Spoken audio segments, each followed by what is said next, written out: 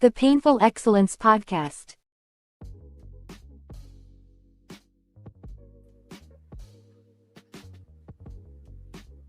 Absolutely.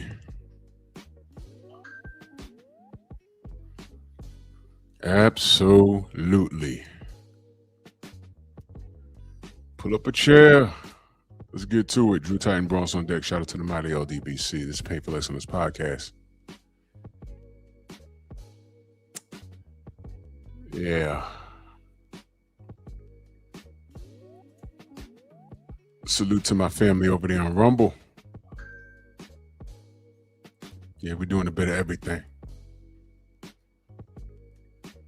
Come on in and smash the like button.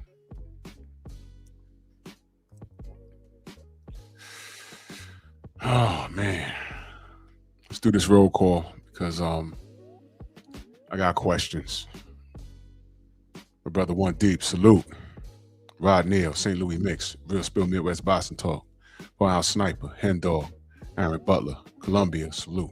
Salute to all my family. All right. There's been a lot of things going on in the news.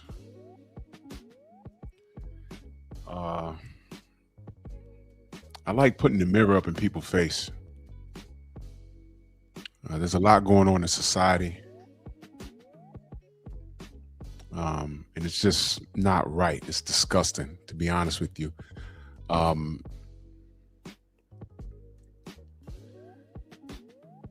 For those of you that follow my boxing channel, actually I said it this morning. You know what I'm saying? This morning, you know, I said I like to put the mirror in front of people's face so they can have a look at themselves. And unfortunately, most times they don't get the message. It's a sad state of affairs when they don't get that message. Welcome down, Van Howder. Salute to you, brother. 88 Sports Talk, Universal Truth. Yes, sir. My apologies. I'm trying to make sure that the StreamYard catches up with the rest of everything.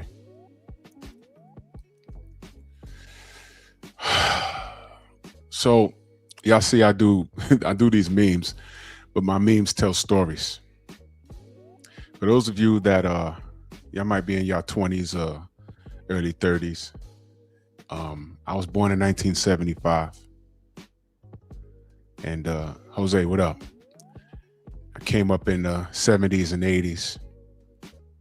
I recall the time coming on like when I was looking at the TV and there was a big, yeah, I'll talk about that tomorrow, 88. There was a big movement for not sexualizing women. We're more than just a body. Derrick Gaines, a legend, salute. We're more than just a body. We have brains. Y'all remember that song? Sisters are doing it for themselves. You remember that? Standing on our own 2 feet. Remember that? I remember that well. You know, and I get it, you know. And they didn't want to be sexualized. They wanted to be looked at for what they can contribute to society with their minds. And I hear that. I have a lot of brilliant women in my family. They have degrees. They're family women. You know, I watched the shift. I watched the shift in behavior. I watched the shift in as far as I guess behavior and income goes hand in hand, because I'm noticing when all else fails, women are saying, screw these degrees. When I turn 18, I'm going to create an OnlyFans. And they have total disregard. They have total disregard for their family, the immediate family. They have total disregard for their friends because they're about their bag. And F everything else, right? It's a very weird dynamic that these women are operating under. And I personally, I loathe it, to be honest with you. I loathe it. Because I hold women accountable, but there's a time and place for everything. The women that I'm used to seeing as ladies of the night, from when I was a legal teenager to my young adulthood, you had to pay money to go inside of a club to watch them. And if that was their line of work, that was their line of work. But when they left the club, they hid that. They didn't own it. To be honest with you, a lot of those women were doing it. It wasn't a career. They were just doing it to get ahead, paying some bills. And that was like the last resort.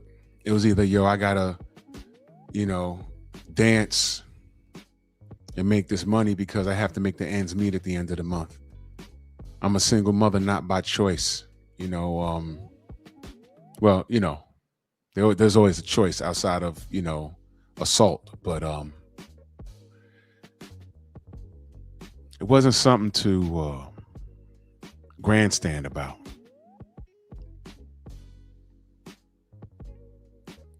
You got to understand, as a man, mentally, I was in a different place when I was in my early 20s. I was just on Stormy's show yesterday, and I said, a lot of the movies that I watched growing up, when you rewatch them again, they hit you different. You start noticing, man, a lot of people died in this film, man. You start looking at things different. We was discussing Surviving the Game with Ice-T and Charles S. Dutton yesterday, and I'm like, man, that's pretty grim, What happens to those homeless people when you see them every day? Next thing you know, they vanish. What's really going on? I just saw a news video today. A woman was going to get her hair and nails done or something, and she just disappeared. And I text Stormy. I said, wasn't we just talking about this just last night? Crazy stuff. But what I'm saying is things hit me different now. There's a lot of things I see in fantasy that I relate to real life. And I say, man, what if this is real, this is tragic. But you do know that a lot of science fiction comes from facts, or just fiction. It don't have to be science. It's just fiction. It can come from facts. Now, getting back to what I'm saying, I've watched the dynamic of women change over the last 4 decades. I've watched it. Are they more educated today? Well, that depends. They're not the highest educated. They're the most enrolled in school. Do they get degrees? Yeah, but check some of those degrees. Check some of those degrees. I'm not going to get too deep into this, but just check some of those degrees. And when they get those degrees, they're in college debt for the next decade. Seriously, the next 10 years. They're in college debt. Which is why when they turn 18, rather than using that brain that their mothers and their grandmothers now was using and not using their bodies, they were using their minds. Instead of doing that, the cheapest way to do it is to start an OnlyFans. Women in their 50s starting an OnlyFans. What are you doing? What happened to don't sexualize me? I'm more than just my body. What happened to that? You know what? A lot of these women doing that today weren't around when that was a whole thing about sexual harassment in the workplace and respect women and all that stuff. Because that's what I was seeing on television and posters all over New York. That's what I was seeing. So I'm looking at it now. I'm like, how the hell did we get here? And I couldn't figure out for the life of me as time went on, what the hell happened? Well, I'm going to break it down to you this evening. I'm going to break it down and I need you to pay attention. Okay? Now,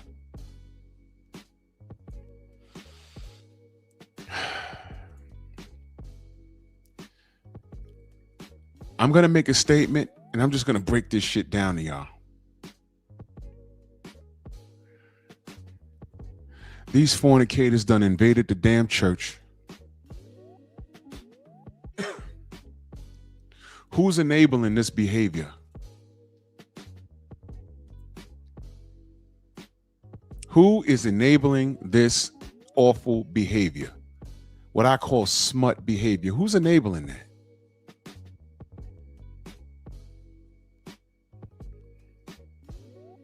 Wolf in sheep's clothing, man. These heathens somehow have gotten into the church,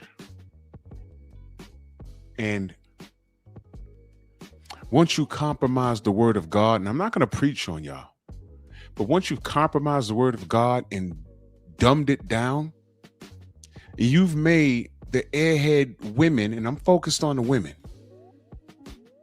because y'all are smart and everything. For a whole lot of y'all to be smart, y'all make a lot of bad decisions. The loudest mouth about how bad men are be the woman that got several kids from 7 different baby daddies. And all of those men bamboozled you with your doctorate and everything else. This is how you get these what do you call, what's that woman's name? Cynthia G. That's how you get things like that.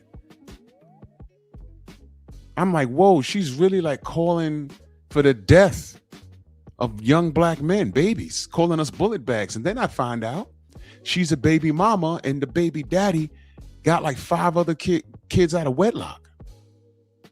And I don't think she was the first choice. I think she was his last kid that she had. And because he didn't conform, because your coochie didn't turn into sunshine when you threw it in the air for him, you declared war on women.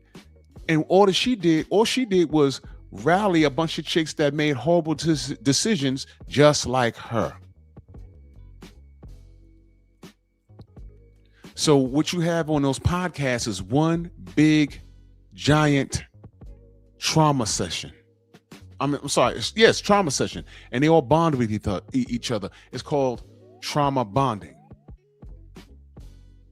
That's what it's called. And I'm noticing that once the sisters are doing it for themselves and they're going to school and, you know, the brother stepped out the way. Okay, we're not going to stop you to do that. We're not chauvinist. You want to work? Go ahead and work. There's nothing wrong with a couple working and he make 80,000 and you make 80,000 on a joint. That's 160,000 a year. I mean, you would think that's a great thing for a couple, right? No, these sisters say, no, I make 80,000 and I take half his stuff. What's mine is mine and what's his is mine. And then when you say, hey, sister, that's not right. Y'all are, that's the teamwork that you say you wanted, right? Then they start talking about what their grandmas went through. And let them tell it. Women were damn near slaves with dog collars on their neck. And that's the furthest from the truth. I'm telling you, that's the furthest from the truth. My grandparents were married on both sides.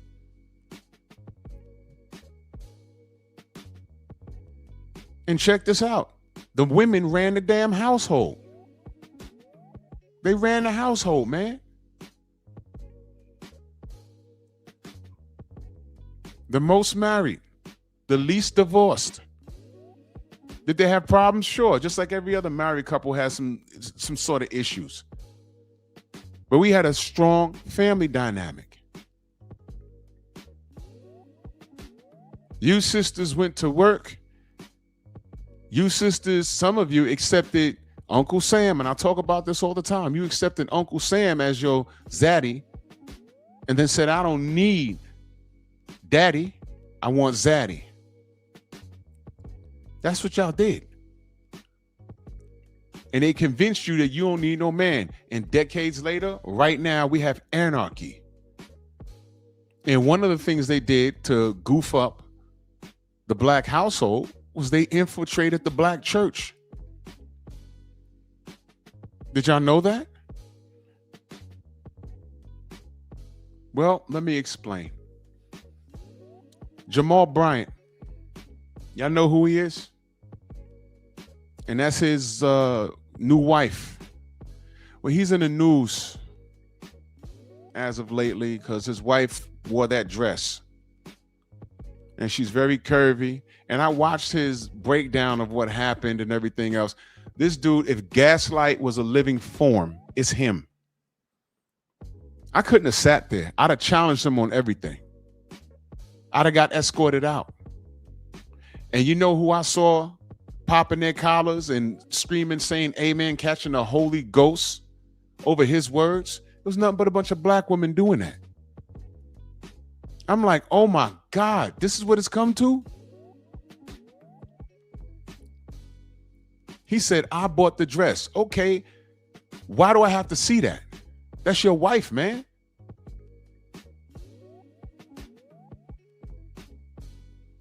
Women that dress like, not these sisters right here, but women that dress like Dr. Cheyenne Bryant and Jamal Bryant's wife, that's what they wore walking to the stage before they take it all off. I'm not kidding. That's a streetwalker outfit, and you're in a damn church. You're supposed to be a man of God's wife. Let me read to you some of his controversies, because I heard about them, but I never really cared to speak on them until today, because I'm looking at this like, wait a minute, what's with this dude? And then I started researching, and I said, oh, I remember that. Jamal Bryant's controversies primarily center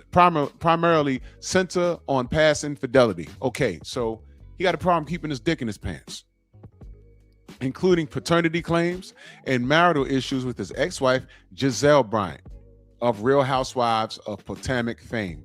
So, okay, so his wife was on a reality show. So here we go. This is your man of God? Infidelity. The flesh is weak, right? Leading to public scrutiny and questions about his leadership. You think? Though he often frames these as personal growth experiences. Stop it, bro. He's in his 50s. Cut it out. More recently, a minor situation involving his new wife, Carrie Bryant, fashion choices drawing social media commentary, but his biggest leadership challenge involved succeeding a controversial Eddie Long at New Birth Missionary Baptist Church. Key controversies and issues: infidelity and paternity claims. 2000 and 2010s, Bryant faced multiple accusations of infidelity during his first marriage to Giselle Bryant, including public paternity claims by other women, plural, which he eventually acknowledged and addressed as learning experiences. So what he didn't say those kids weren't his. He didn't say that. Yes, indeed, Boxing. I see y'all. And if I miss you in the chat, know that I love you. Salute. I'm just cooking right now. I appreciate you guys. So he calls it a learning experience. That's what he calls it. What's the true definition of insanity? Doing the same thing over and expecting different results. This man is insane. Or he's just comfortable. Transitioned to the New Birth Missionary Baptist Church in 2018, taken over from the late controversial Pastor Eddie Long at New Birth in Georgia, brought renewed scrutiny, with some questioning his past and suitability, while others saw his experience as a strength of healing. Who did I just tell y'all was standing up and screaming, "Praise the Lord," when he was justifying what his wife had on. He attacked pastors. This is the gaslight part. Some of you pastors are overweight, and y'all sit there and talk about women's weight. Some crap he said. I'm like, what does that have to do? Are they walking around with tight pants so you can see the imprint of their penis? I mean, what are we doing here? What are you saying? Who are you to judge? Listen,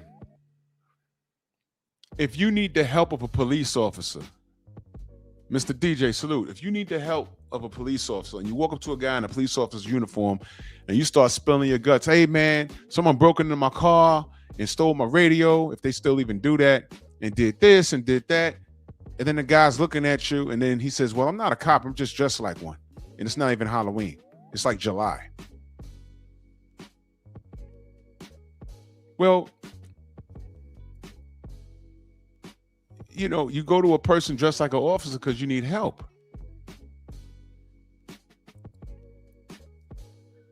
If this chick walked into a club,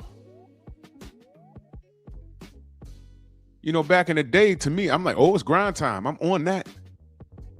I'm on that. Yeah.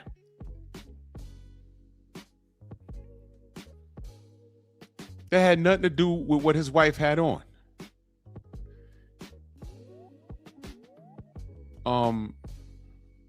He publicly stated that his personal struggles with infidelity have made him more empathetic and better equipped to lead a congregation through pain and challenges, viewing his scars as a source of strength in ministry. Bullshit. In essence, Jamal Bryant's controversies are largely linked to the personal failings in his past marriages and public perception as a spiritual leader, balanced by his own narrative of redemption and growth. Let me cut to the bullshit. He's full of shit. He's full of shit. Mansa Musa, my brother, salute. He's full of shit. But you should have saw, it's all over social media. Just watch how he's explaining himself and look at who's jumping up, catching the Holy Ghost. It's the sisters in there. What he did was he basically gave the okay for women to dress how they want. And any man that says, you know what, I'm not, Mr. Ishmael, salute, I'm not leaving the crib, but we're not going anywhere with you dressed like that. What do women say? When you say, hey man, you know, not that, I don't do that. What do they say? You're insecure. You're insecure. I mean, that's like right at the tip of their tongue. As soon as they say, oh, why are you so insecure? I ain't insecure. Why do these sisters, Mark Wunderlich, salute. Why do these sisters try and supplement respect with insecure? They go right to insulting your intelligence, because that's what it is. They go right to insulting your intelligence. They don't even play with it. I'm gonna do what I want, and if you say I'm gonna wear what I want, and if you don't like it, I'm gonna call you insecure. Oh, I'm sorry. I thought you had respect for yourself. I didn't know that me being insecure would you walking with your ass out and me standing against that, not being okay with it, makes me insecure. The real question is, why do you want to walk with your ass out? Do y'all understand me? Do y'all follow me? Why a grown woman with all this education and all this money, why do you want to try me? Because that's what these women are doing. Gentlemen, your woman is supposed to be your piece. She's supposed to be your completer, not your competer. And what's happened now is that women with all these equal rights, and I'm not saying they don't deserve equal rights, because that's what feminism really is. Feminism got lost in the shuffle, and women don't even realize it. But we're talking about respect here.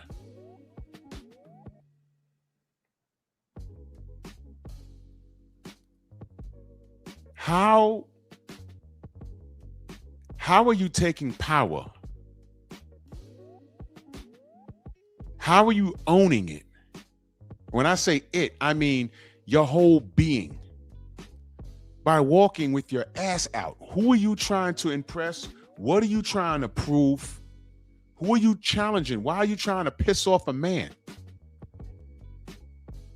For what? A man that you claim you love or like, at least?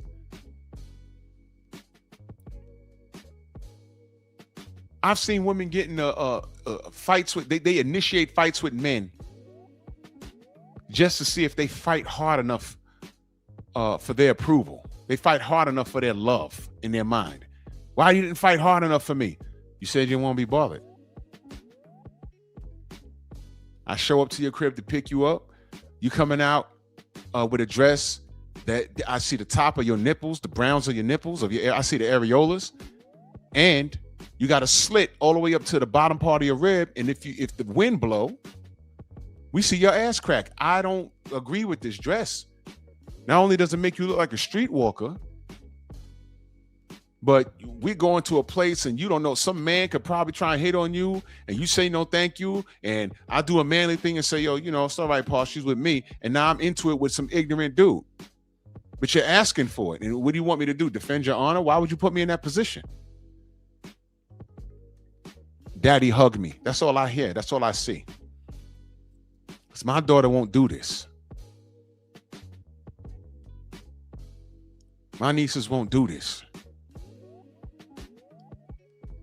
Something called respect. And never mind respect for your significant other. You should respect yourself. This dress was out of pocket. But the bigger thing was, and salute to Andre Toppin in that super chat, much love, man. He says, what's up, OG? I'm on a job, good brother. Salute to you. Thank you so much. Thank you. I'll tell you something, man. I put emphasis on the damn church. Because you got this dude. Now, these women, they claim they want a good man, right? Now, follow me on this. These women claim they want a good man, a man of substance. He has to have a job. Well, all men should have a job, but he has to make a certain amount of money, look a certain way, be built a certain way. You know what I'm saying? Drive certain things. And this dude with his reputation is leading an entire congregation. His wife comes out wearing that dress, and he's saying, I bought the dress. All right, fine, brother. But why do I see your wife's naked ass? Why? Yeah, I know you want to get home to her. Okay, but how about y'all go in your house, close your door, and have her prance around the house in the dress? I don't need to know this. But it's not only him. I saw the change in the church over 2 decades ago. I would pop in and out, in and out to certain places, and I'm like, what's going on here? This sister here, this sister, everybody got wide hips, big booties. I've seen them do doo-doo brown in church. I'm sorry, y'all know that as twerking. In the 90s, it was called doo-doo brown. And I'm looking around and I got very uncomfortable. I'm like, what's happening here? How did the church get like this? Look at who you let in. Look at who you let in. Look at who you, and see the women. Let me tell you how dangerous this is. Women lead the charge in everything. Women determine what men do. Do y'all even realize that? Let me work backwards for y'all. Women decide what looks good. Women decide what looks good. Women decide the fashion. Eric Jordan in that super chat salute, he says, this passing his wife is out of order. They're all out of order, brother.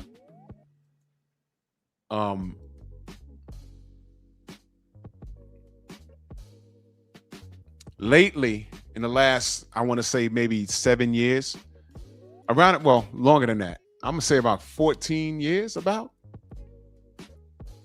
Rick Ross came out, the bald head with the beard, and that became a thing. Did y'all know that? I know some of y'all a little younger. It became a thing. Bald headed with big beards. It became a thing. I never liked that. Like for me personally, you know, I have sensitive skin. I had the chin straps or whatever. But growing it out was hard for me. I used to have to brush my face constantly because my hair itches. But I had the connecting, because about a decade prior to that, it was the thin chin strap with the goatee. It was that. Then prior to that, it was just the goatee. I'm going backwards now. Then it was hook sideburns. Well, out here it was hook sideburns. I brought that back because I saw my dad rocking that in the 70s. I saw a picture of him. I said, I'm bringing that back.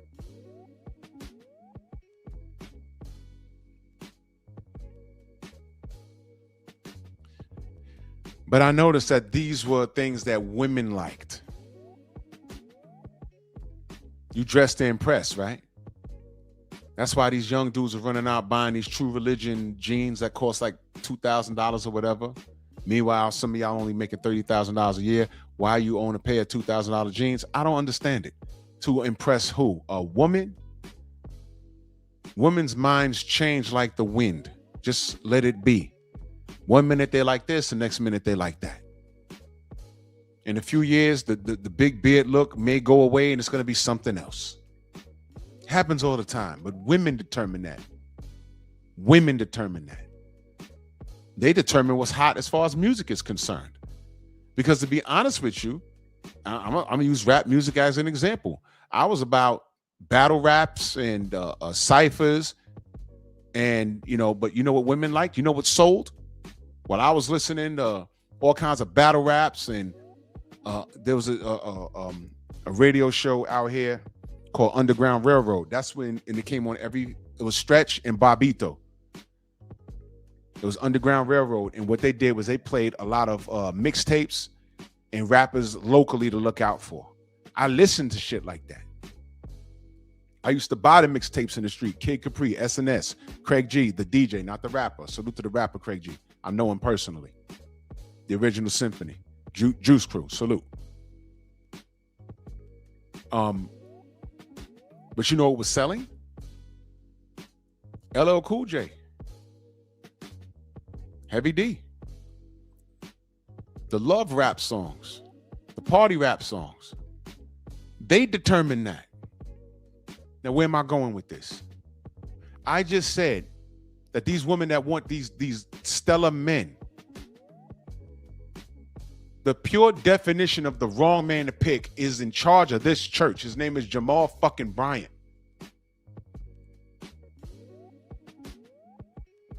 He is not the man you want to be with.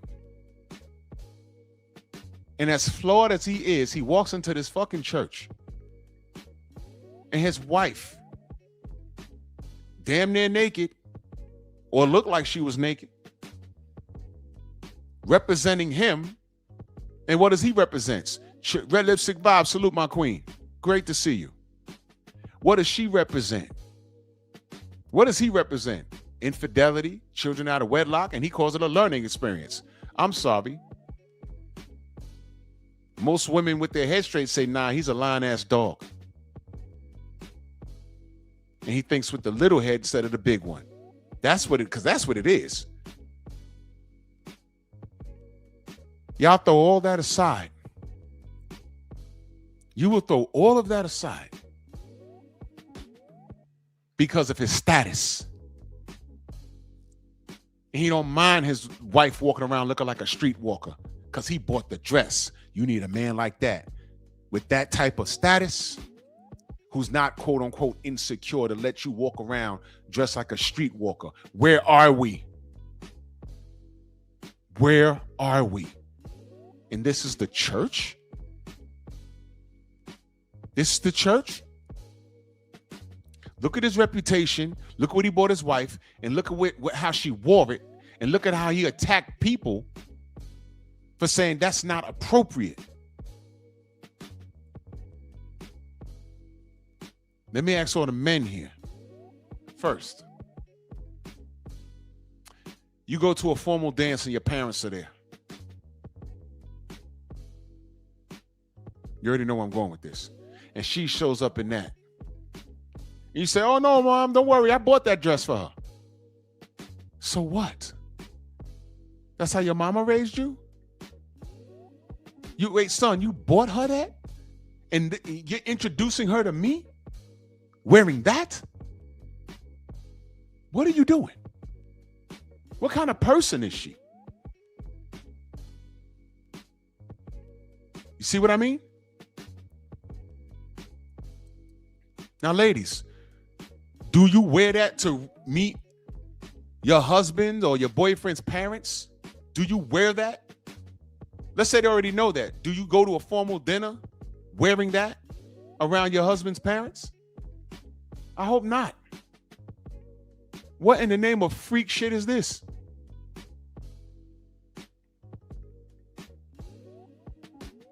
Man, my grandma would have probably beat her ass and she'd have got thrown out. Like, what? What is this? I don't care if you enabled this. I taught you better than this. She's a hooker. Oh, she's not? Wait, she sure is dressed like one. And this is the church? And this ain't the only church behaving like this. And all I saw was women jumping up. Amen, amen. What are y'all doing? And then turn right around and say, you want a good man? Let me ask y'all a question based off of what we've seen. Now, listen, I'm not Jesus, and I know Jesus is forgiving, but let me tell you something. If your daughter brought this nigga home, Mom, I'm dating a man that leads a church, and you're like, oh, man, that's great. Oh, he has a big old following. Oh, man, that's great. Can't wait to meet him. And this nigga walked through your door. Like, wait a minute. Don't I know you? Infidelity, cheating on your wife, children out of wedlock, been sued. You admitted you have a problem with infidelity? Get out my house. That's a false prophet. And all I saw was these sisters in there. Amen, amen, amen. And you ain't gonna have no man. Amen? Boss. Because I don't know one brother in that congregation that saw what I saw and said, I'll go ahead and praise God, but you know what? I see Sister Claudette, Sister Miriam, Sister Judith, Sister Ann over there.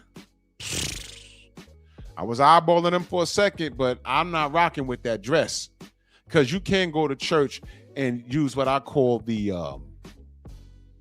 shopping cart method. You can go in there. When you go shopping at a grocery store, do you buy everything? No. You go in there and get what you need, you leave. Sometimes you might buy some things you ain't planning on buying, but whatever. Tim Harmon, salute.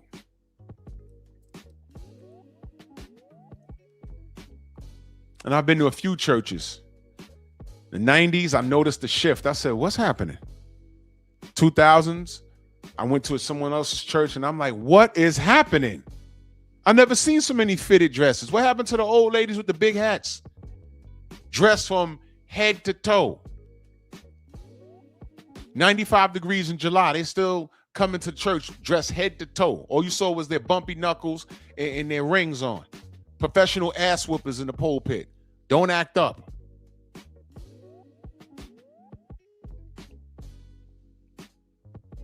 Now I see these sisters coming to church. I don't know whether you coming to church or coming to slide down the pole. What y'all doing? And this one in Atlanta in Atlanta, Georgia, wherever they at. Listen, this actually makes sense. Dion, salute, brother. It actually makes sense. This is what they're doing. False prophet. False prophet. profit.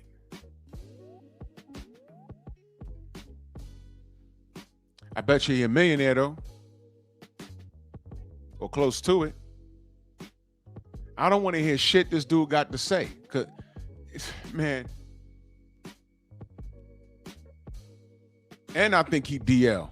He was on what's his name? What's the football player name with the podcast? Told him he had nice legs. I was like, what? Hold on, man. Hold on. This ain't happening. This ain't happening. But it did. Told him he had nice legs, and I said, you know, I wasn't sure at first, but Cam Newton, thank you, Enoch. Cam Newton told Cam Newton he had nice legs. And I said, you know, wasn't sure at first, but I'm clear right now. And plus, it's Atlanta, man. It's Atlanta. I'm not saying all the brothers get down like that, but you know that lifestyle is out loud down there, and you know what? That church. Listen, and he's got whatever he's did before. He's gonna do it again. He's gonna do it again. My brother 503 Line in the building. Salute. Dude gonna do it again. So all the people in that damn church, man, good luck to you. I'll pray for you for real. I'll pray for you for real. But this guy's bad fucking news, and I don't like it. He's bad news, and I don't like it. And I just want to make this point. When you see, because I'm sure it's on YouTube. Shout out to Pink Book Lessons, because that's where I watched it. And I'm listening to it, but I'm watching the congregation, and I was disgusted. I was absolutely disgusted. And this is where these women are. It's okay when he buys the smutty dress and he allows, well, not allows, he gives the okay, because a man can't say, I want to allow a woman or my woman to do this. I do what I want to do. I do what I want to do. You can do what you want to do, but guess what? I don't have to deal with it. As a man, I don't have to deal with it. I'm not insecure. You just don't respect me. And you try my patience. And I have a lot of that. But you know what? I choose my sanity over a piece of ass any day. Whoa!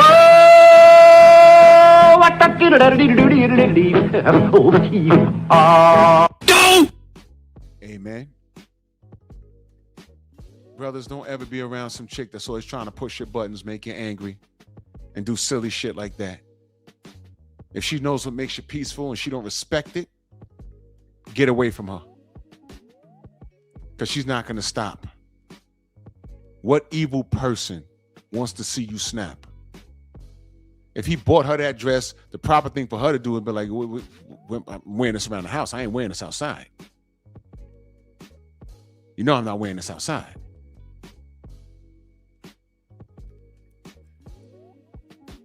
Choose your peace, fellas.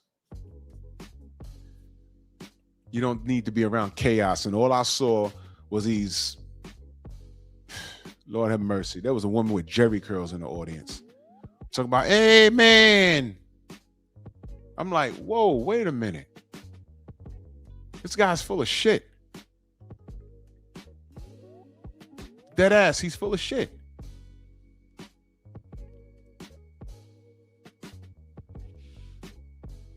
Y'all gonna see. Which brings us to this other fool right here, Dr. Cayenne Bryant. Who's that?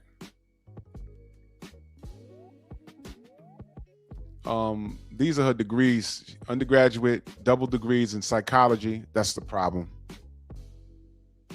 And Pan-African Studies from Cal State University, Northridge. Masters, she has a master's. Now listen to this. A master's in marriage, family and child therapy from the University of Phoenix.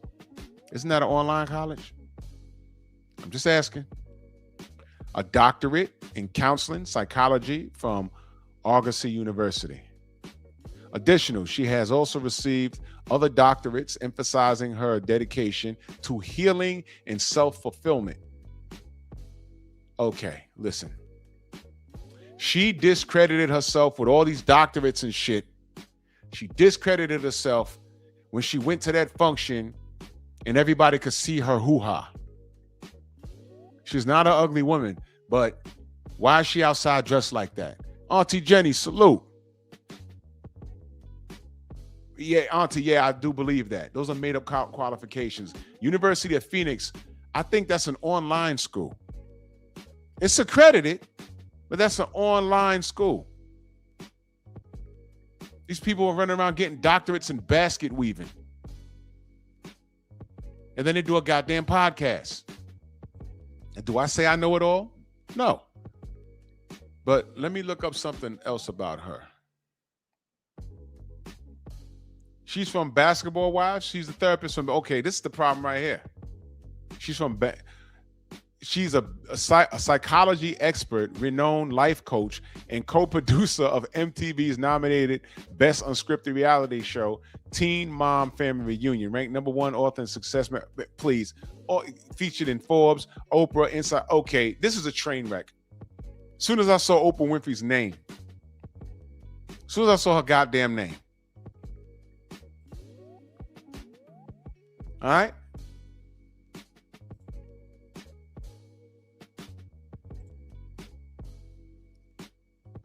Unbelievable. Is she married? Hold on.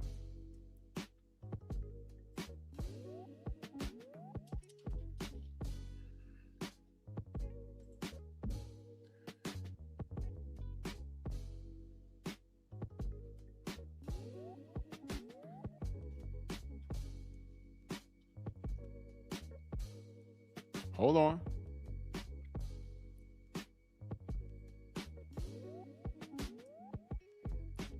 Oh, look at this. Dr. Cheyenne Bryant doesn't really have a doctorate. I mean, look, I'm not going to drag her for that.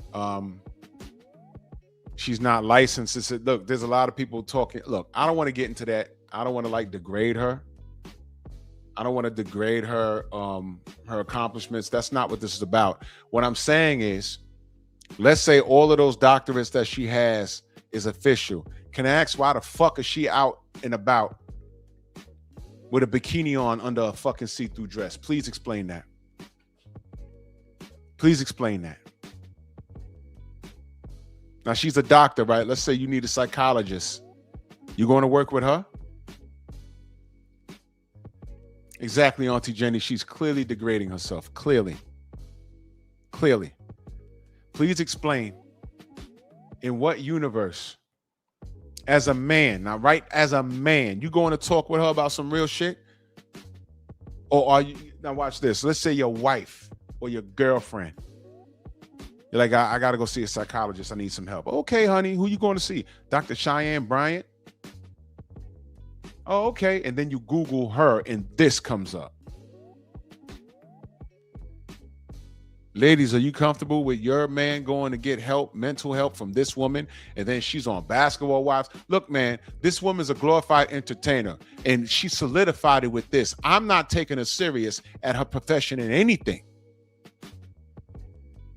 Let me tell you something. When I worked at the Titty Boss, the woman would come in with a baseball cap, a coat on, some Timbs, because I live in the Bronx, and some jeans. And they go in the back, they get all made up, and when they come out the back, they were dressed like Dr. Bryant, and they sit at the bar and wait for dudes to buy them drink. And when we say, come to the stage, light-skinned booty-clapping Brenda.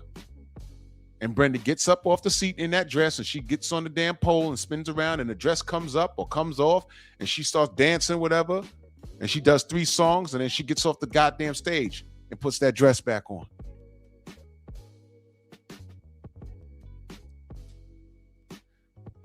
Stephen says she's been engaged 7 to 9 times.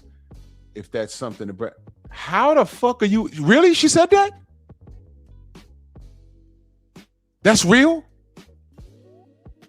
Bro, she said she was engaged 7 to 9 times. Well, let me say this. Now I'm interested in that. Who broke off the engagement? And if she's the one that broke off the engagement, I'm willing to bet she's gonna find fault. Of course, she finds fault with the man, but I'm willing to bet if you talk to the man, he'll say some shit like, yo, man, she was just too much. She was doing too much. I'm telling you right now, I'm not going anywhere with my wife if she's dressed like that.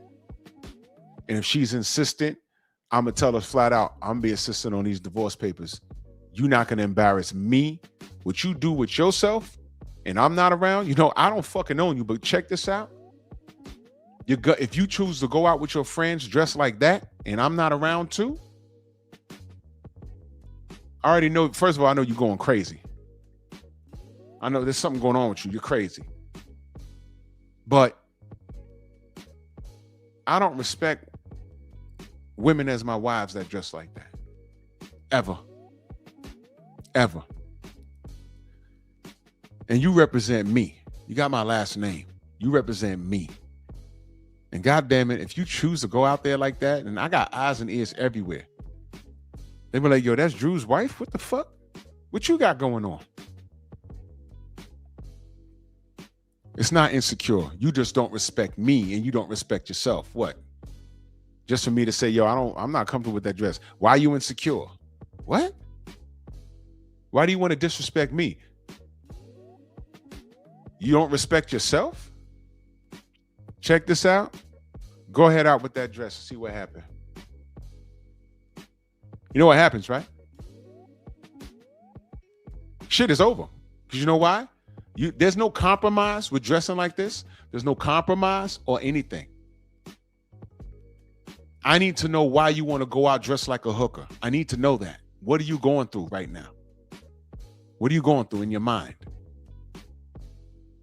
Why do you feel the need to do that? I'm going to tell you something else. No man that saw her that night would say, hey, man, she'd make a good wife. Dressed like that, I see why she was engaged 7 to 9 times and never married. Says she told Shannon Sharp that she would not sign a prenup either. In reference to her shit?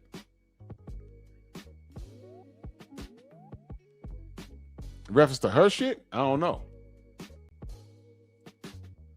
Does she mean if she meets that athlete? Because only a dumbass athlete with a capital D for D's nuts, because D be nuts. Oh no, to his?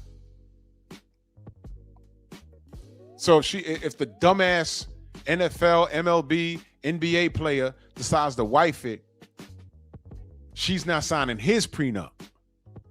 Oh man, she's never getting married. No. I mean, there's always Zion Williams. You always go that route. He's dumb as a bag of rocks. I mean, you can always go there. And good luck.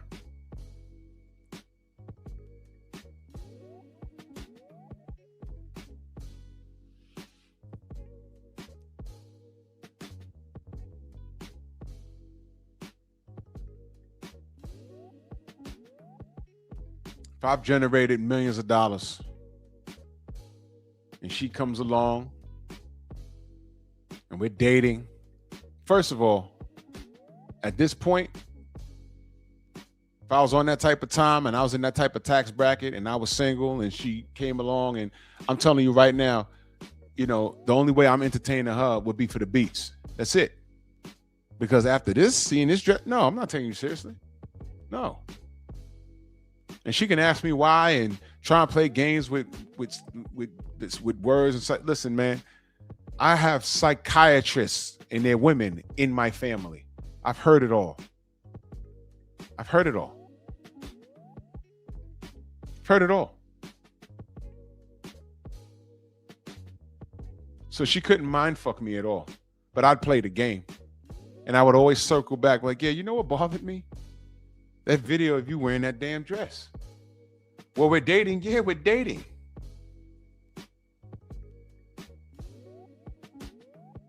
We're dating. We're not serious.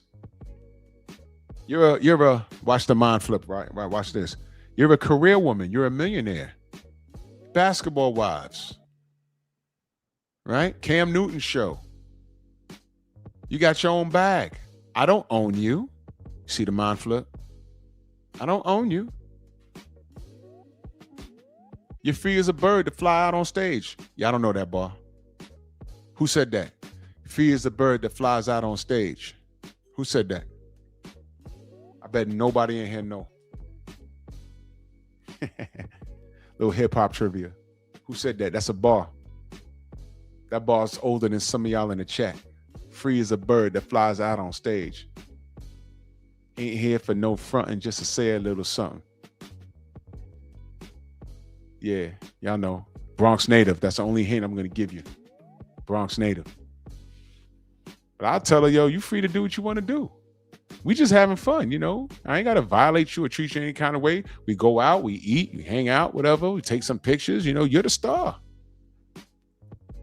You know, we're adults. We have casual sex. That's the end of it. You know, you go home to your whole $1 million condo or home, whatever you got. I go home to my shit. Marriage, what's that? We need no marriage. Nah, hen dog, not Big L. Way before Big. That bar is older than Big L. Well, you know what? It may not be. It may not be. He said it was at the Beatles. Hell no. It's a rapper. Bronx native.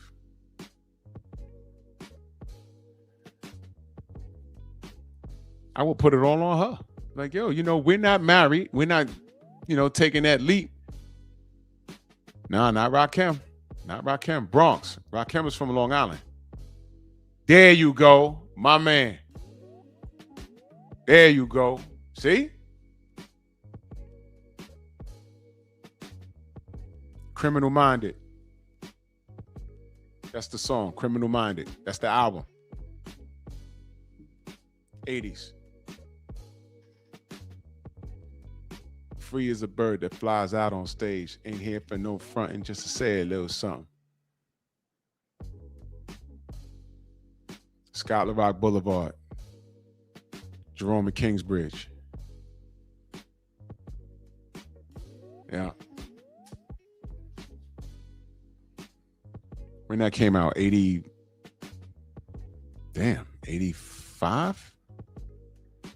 85, 86? Around that, yeah. BDP, Boogie Down Productions. That's right. Yeah, man. So, no chick like this could mind fuck me. No chick like this could, after this right here, y'all do understand, I don't care what walk of life you are. I don't care if you make $25,000 a year. She couldn't run game on you after doing this, because you know why? Once you say you're a doctor and you're a psychologist and everything else, you know what I'm saying? Freeze, what up? You know she's supposed to be held to a higher standard. Everybody in this meme, with the exception of the dude on the left playing with the hose. I like how I did that, right? The doctor, the pastor, his wife, they're held to a higher standard. My brother Freeze in that super chat, much love, man. Salute to you, good brother. Much love. Thank you so much. You're held to a higher standard. Ladies and gentlemen, if you have a good relationship with your parents, don't you hold them to a higher standard? They're held to a higher standard. You're a doctor. You're a practicing doctor. I took you at your word. I'm not on here to challenge whether, I already done seen it, right? I didn't even bother to read it. Oh, she don't really have a doctorate. She's really not real. I'm not getting into all of that. I want to know what she's doing. Is she helping people? I don't want to cut down her credentials. I don't want to do that. She said she's a doctor. Okay, so I'm going to treat you like a doctor. What happens if you go see your dentist and he's talking to you one way and saying, yeah, you need to do this and I have to do some bridge work and yeah, you know, and you shake his hand and leave. And then, you know, you're at some hole in the wall club underground. You know what I'm saying? And then you look to your left and who's pissy drunk with a 5 o'clock shadow, looking like a drunk college kid. It's your dentist, and he was just up in your mouth earlier that day. Ain't you gonna be like, oh, wait, hold on. What the fuck? What? This is just as silly.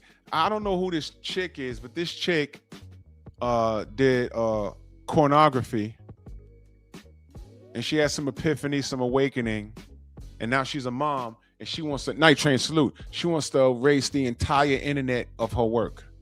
That is mathematically impossible. And as soon as she said that, you know, dudes went and found her clips all on these porn sites, and they downloaded all of them. So it's never going away. My thing is this: you did it, man. Now you just stand on it. The best thing for you to do is just disappear.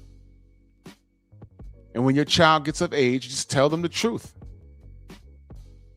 Mommy was a little more than a streetwalker. She was getting pounded out for money. That was her name, Lana Rhodes, or whatever her name. I don't know. It's a white chick. I know she was on there crying. Man, don't cry. Stand on it, right? I went from watching these women talk about, I'm more than just a body. I'm brains. And I could work and I could do this. And we were like, cool. Sexual harassment was a big thing in the 80s. There was commercials about it and everything. It was a big thing.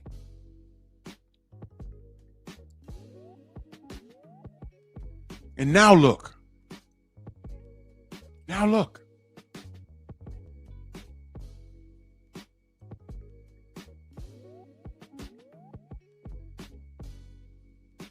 Girls tell them out, as soon as I turn 18, I'm gonna go to OnlyFans, and they be making $1 million in half a year. There was pervs waiting for a 17-year-old child to have her birthday for her to just to sit. Oh my God, this world is, we're cooked. We are cooked. It's over.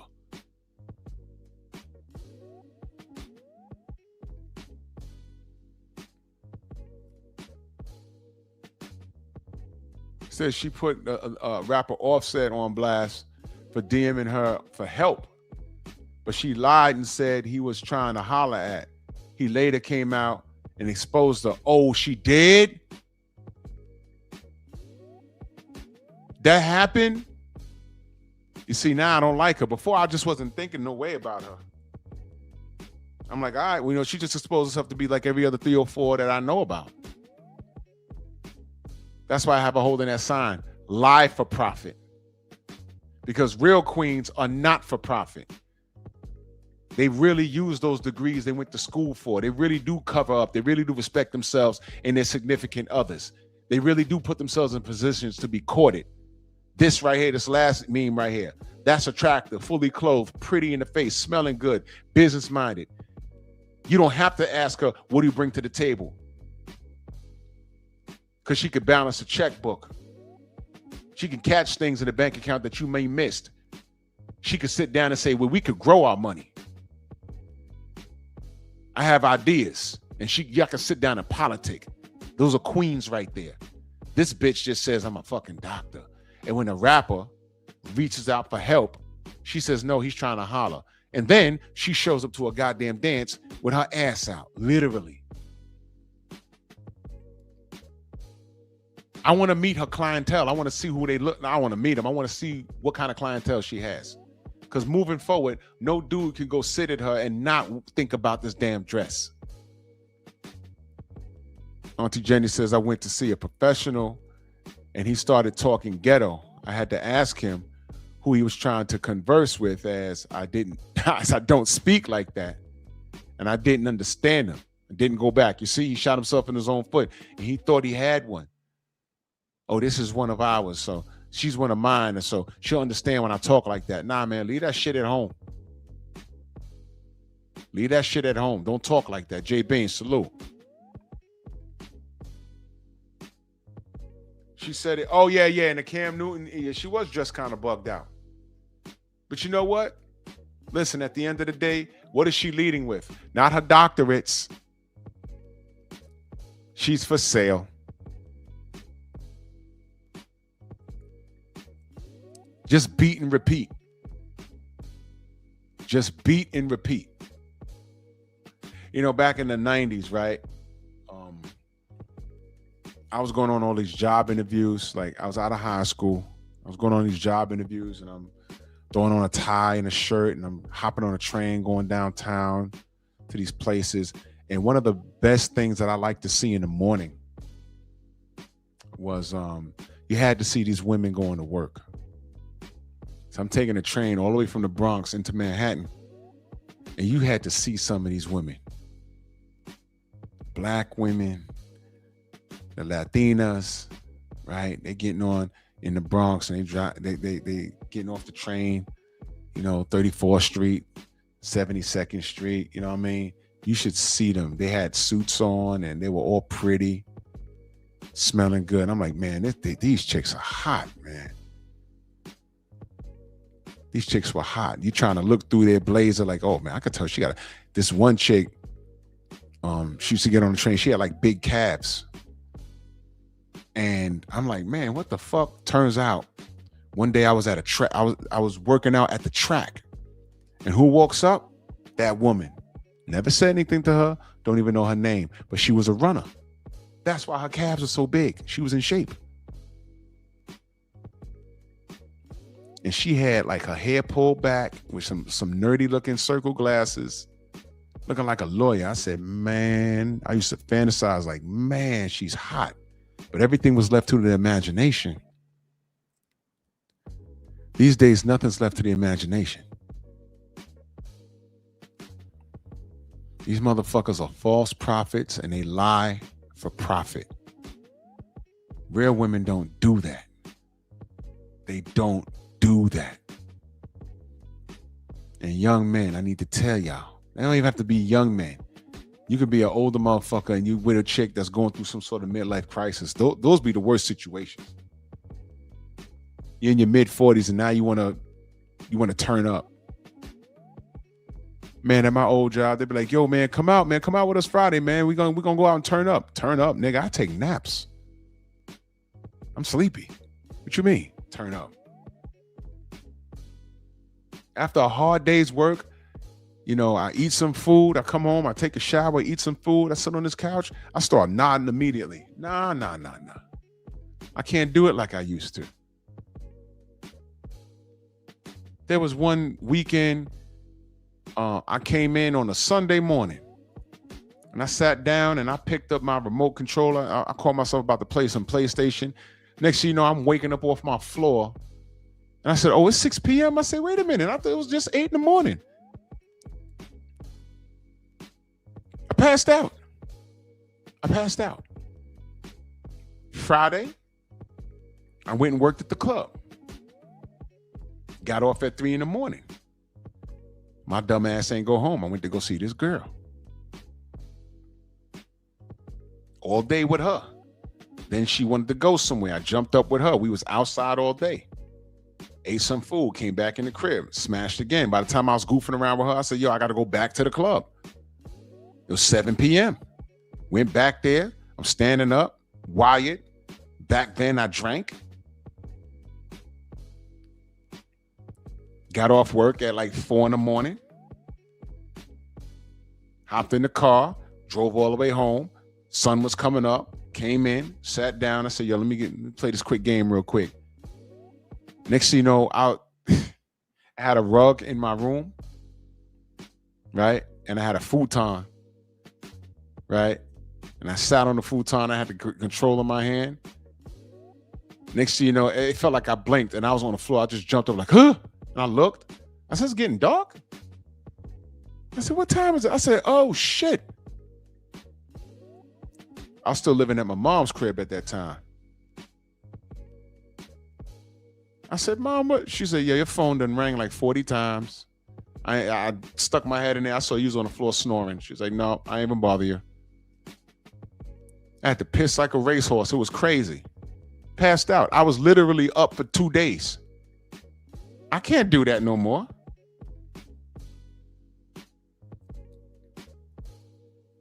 Hell no. Anyway.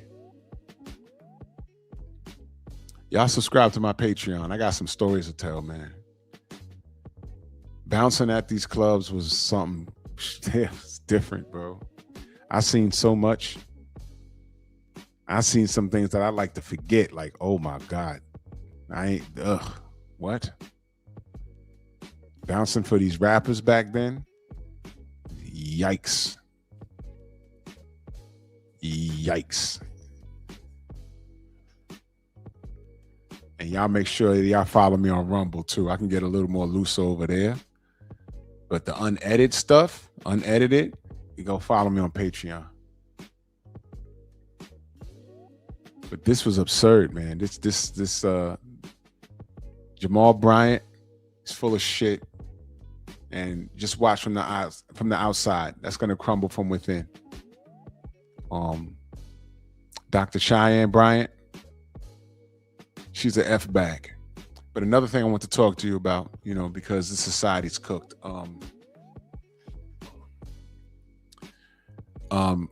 What the fuck is this?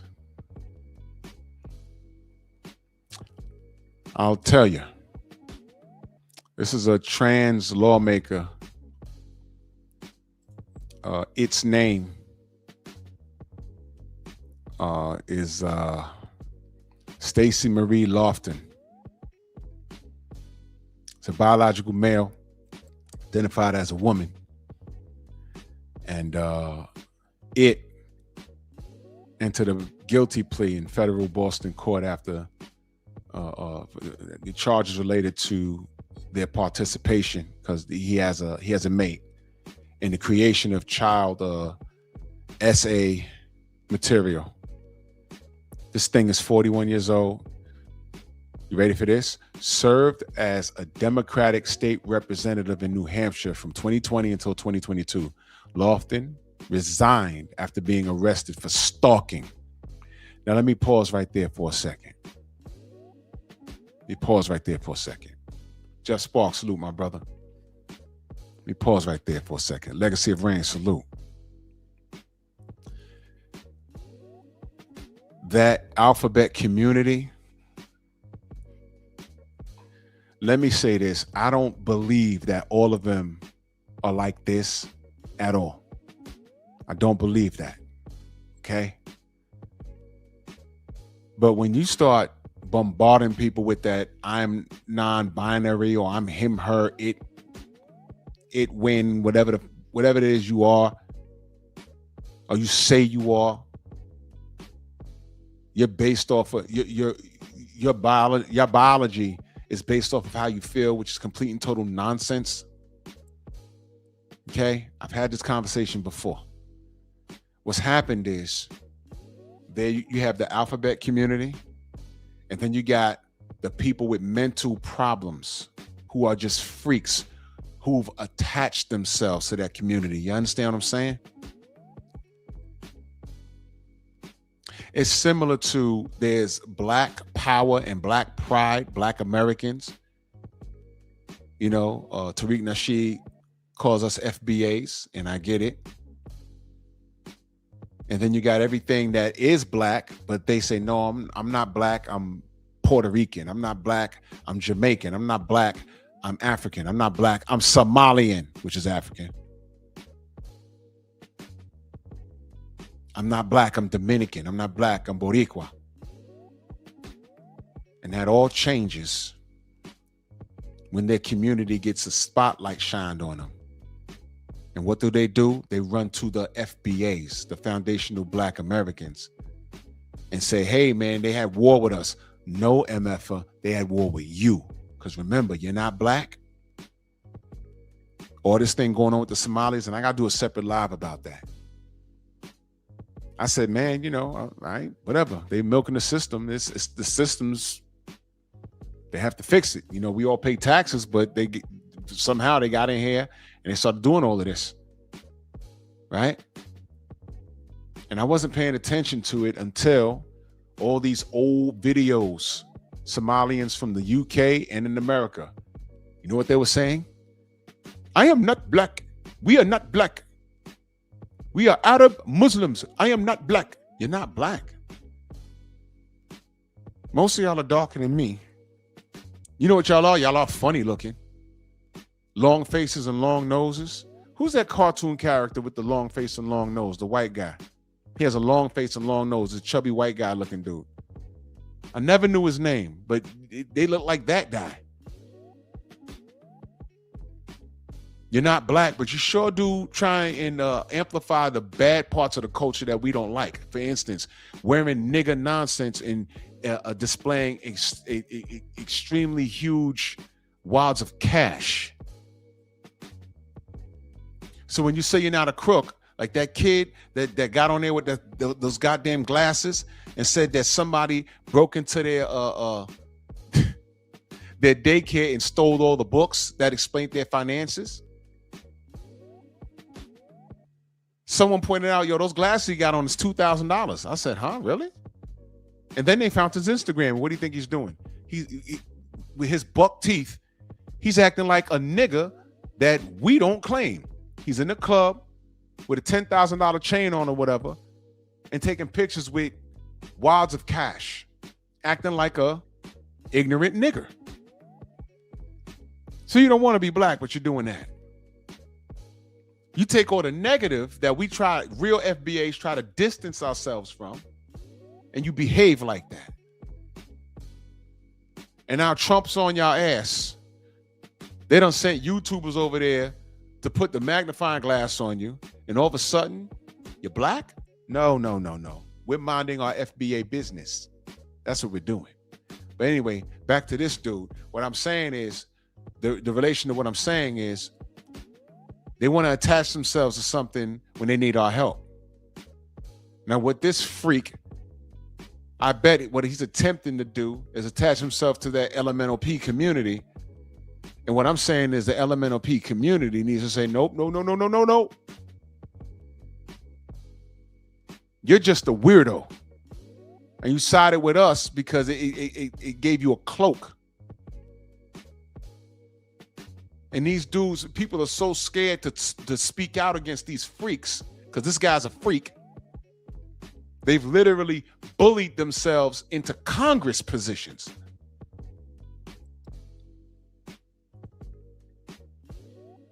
To the point where I've heard gay people say, our struggle is just like the black struggle. Pause. Hell no. Stop it. Y'all didn't live, y'all don't come from a body of land that was conquered by everybody in the globe.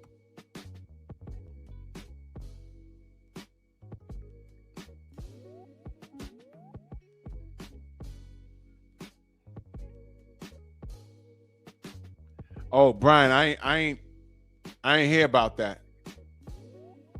It'll come out. And when it comes out, I'll speak on it. And if he is, kudos to him. I've washed my hands of Floyd Mayweather Jr. If that's true, let him deal with it. Let him deal with it. But when, if it makes bigger news, I'll speak on it. Until then, salute to you, brother. Exactly. Yes, indeed, boxing. Yeah, that's what they tried. That's what they tried to do. They said the gay struggle is like the black struggle. Don't do that. Do not attach yourself to our struggle. Don't do that. Now, that's just you.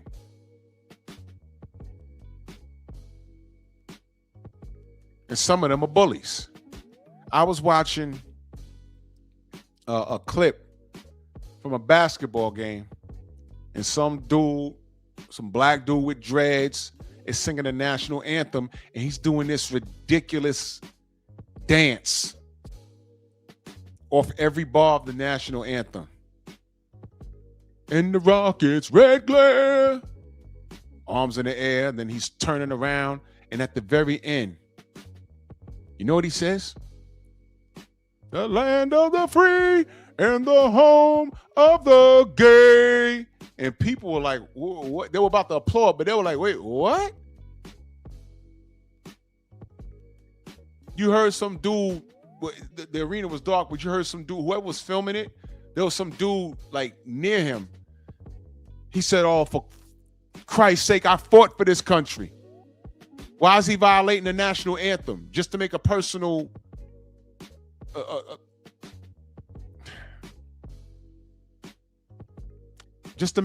statement.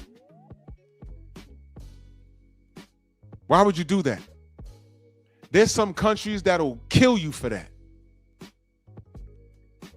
We're not like that. Well, we're savage in our own right. But for that, I'm talking about.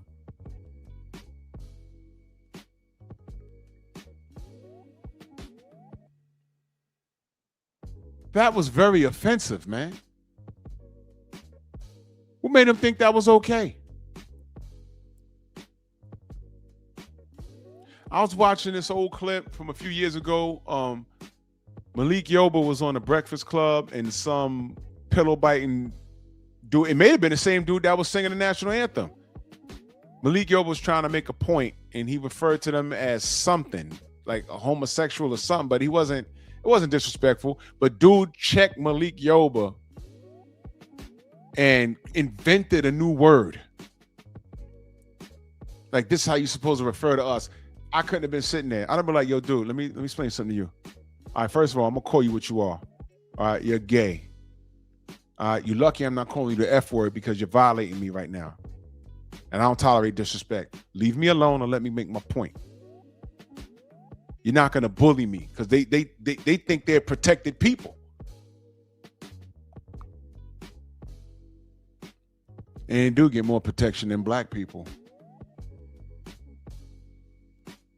Yeah, I know, Jose. There's certain countries you can't do shit like that in. Yeah, I know.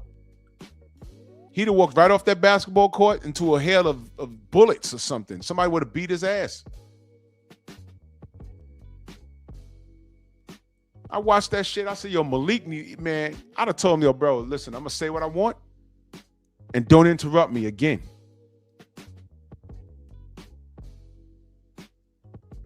Because I don't care how much of a woman you think you are, you're a man. And we're going to start throwing hands and you will be going for yours. That's on Jesus. Yeah, Stephen. Yeah, that's what that was. Doctors assign genders at birth. Man, what are you talking about? You know how a JJ looks? You know how a penis looks? Now, there are situations where I think it's called a hermaphrodite. And, you know, that's where science has to kick in. But that's not like if doctors are delivering babies for 30 years, they might see that maybe once or twice.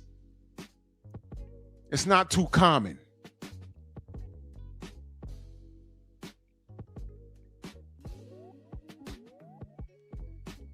And listen, let me talk to you women for a moment. When y'all start talking about how women were treated, and I know there's some little village somewhere in, what was it, South America or Africa somewhere, where they cut off the clitoris of the girl so they don't have no sexual experience or whatever. That's savage. That's not what we do here. And stop going to the farthest extreme. We don't do that here. We don't.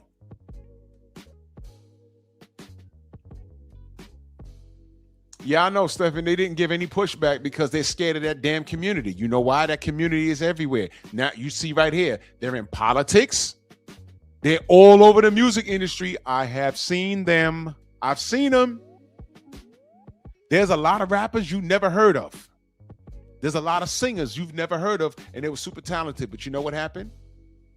They didn't let their cheeks get clapped. I'm telling you. I've met a bunch of them. Oh, yeah, I was going to sign with this and this and this and that. Well, what happened? Because I see you singing and everything. Well, this is what happened. I've had women tell me stories, and they just say, you know, I'm just not going to do this. I had dudes tell me stories.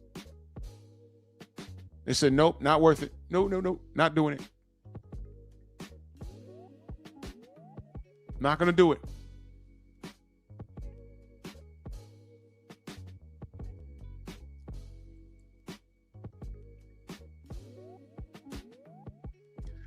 They also do it in sports. Okay? And I'm not going to get into the boxing thing, but yeah. Remember who I talked to. Y'all forgot when Rachel wrote in the chat, it's weird what you hear, these fighters on the undercards, when they get a little drink in them, and they start spilling their guts about, hey man, how did you got on that undercard? You made about 20 racks. How'd you pull that off? Oh no, I'm talented. Then they start drinking and then they start crying. Oh, I had to go to this hotel room and stop talking. Stop talking. Okay, we get it. Absolutely. Say no more. In fact, say less. In fact, say nothing at all. Stop talking. You said enough. It's okay. It's not okay, but it's okay because I don't want to hear it. Go get therapy. But you got this guy in the Democratic Party, as it turns out. This clown. He got tried and convicted, I believe. What does it say? He was down for stalking. First elected in New Hampshire, 2012, but resigned before taking office because of a previous felony level credit card fraud. You hear that? In 2012 was credit card fraud. Almost a decade later, he's voted into Congress. The state representative and his romantic partner, Lindsey Groves, were indicted on 3 counts of sexual exploitation of children in 2023 of August. Groves, who worked at a daycare in Tinsboro, Massachusetts, took naked photos of some of the children between the ages of 3 and 5 in a daycare bathroom and sent them to Lofton. You understand what I'm saying? You hear this? By the way, light eye salute. By the way, look at this picture. You don't see anything wrong with his shirt? This is why I bring it full circle, y'all. You see something wrong with his shirt? What was I talking about at the top of this show? The church, right? Uh-huh. Look at his shirt, man. You see that? See what I mean?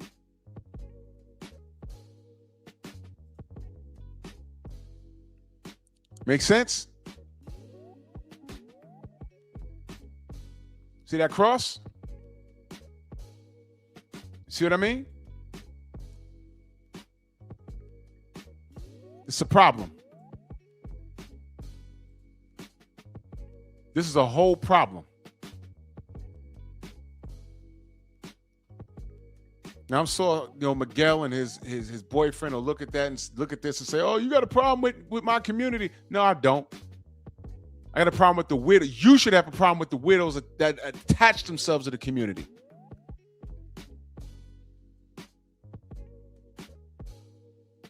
I'm as pro-black as it gets. And I will march and stand on the right side of justice. But you know what I'm not going to do? I don't want no one around me talking about, kill Whitey. No. Bro.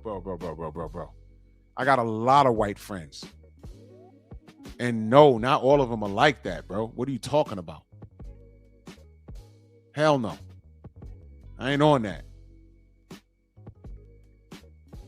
You grew up somewhere different where, you ain't seen a good white person. I understand that. But that's not my experience. You understand?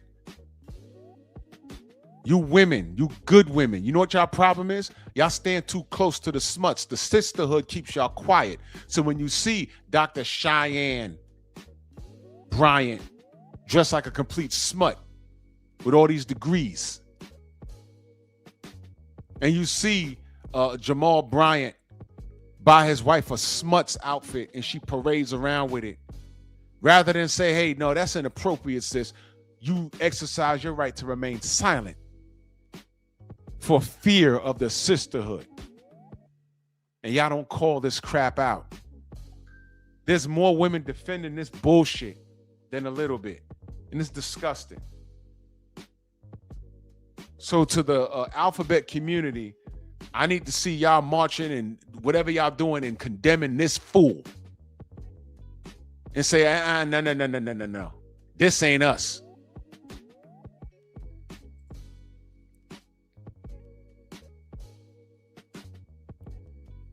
The couple since thousands. They sent thousands of text messages about the children with Lofton requesting access to have sex with them.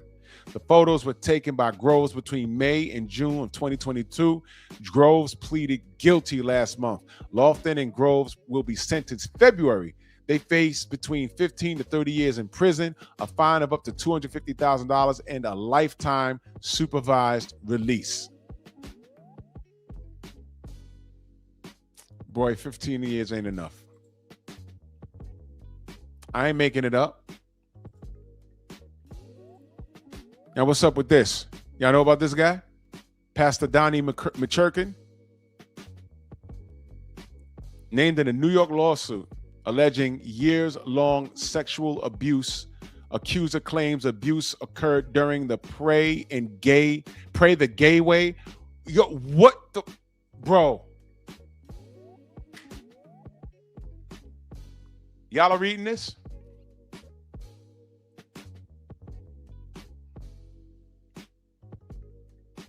False prophets lie for profit. This is what I'm talking about. When y'all paid attention, when y'all, look, man, again, I don't want to preach to y'all. When we got away from the word, and I'm no expert in the word, but I know enough. We got away from the word, and you fell asleep at the wheel. You know how I can relate this to y'all?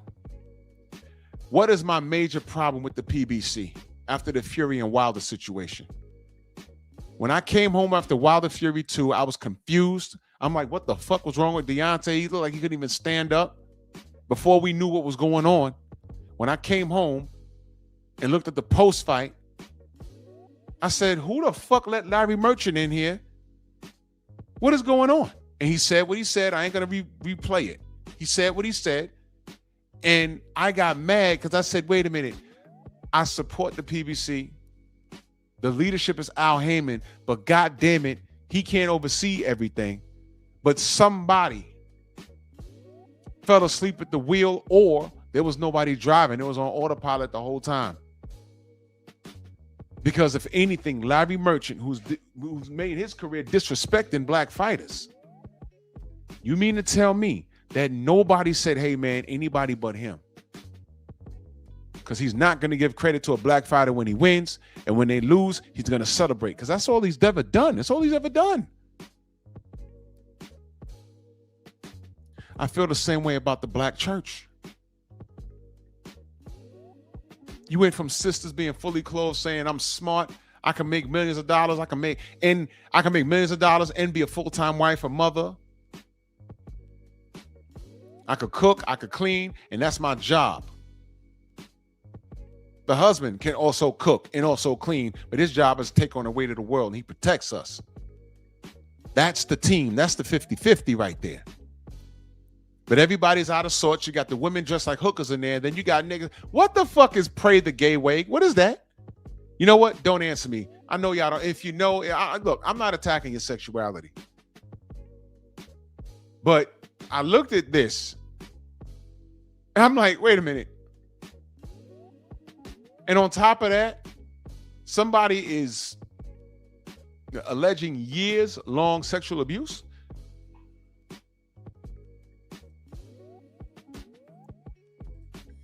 Hey man, I got a question. Can I ask you what's going on?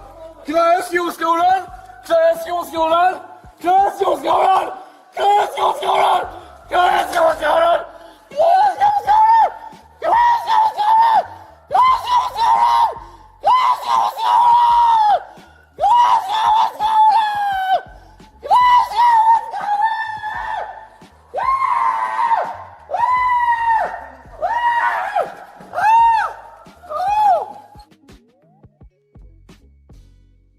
Fuck is that?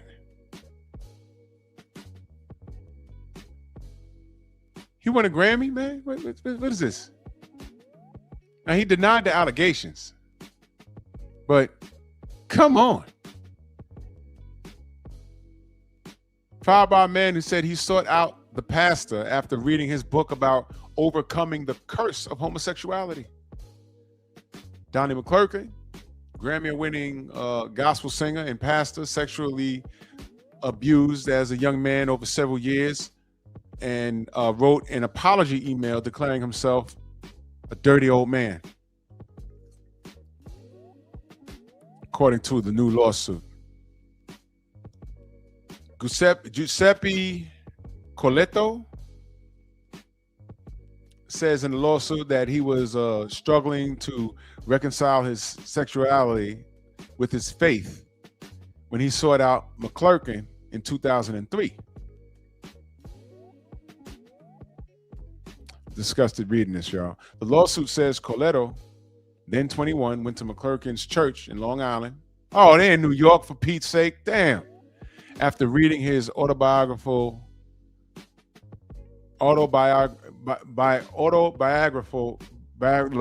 it's late, y'all, give me a break. His book, which described how God helped him overcome the curse of homosexuality. At the church event, McClurkin talked about being raped as a child, which resonated with he's saying it resonated with him because of it was similar to his story. Coletto said in an interview to NBC News, he said that he was brought to meet McClurkin after the event, and the man took an immediate interest in him at first. And this is a quote: "At first, it was all very innocent, and what I thought it was mentoring." Coletto, he then said, but he now believes he was being groomed from the start. McClurkin began to molest Coletto during Pray the Gay Way. I'm not laughing because it's funny. I'm laughing because this shit is unfucking real. I can't believe I'm reading this. This is crazy. Spiritual sessions, the lawsuit says, and the abuse escalated over the next several years.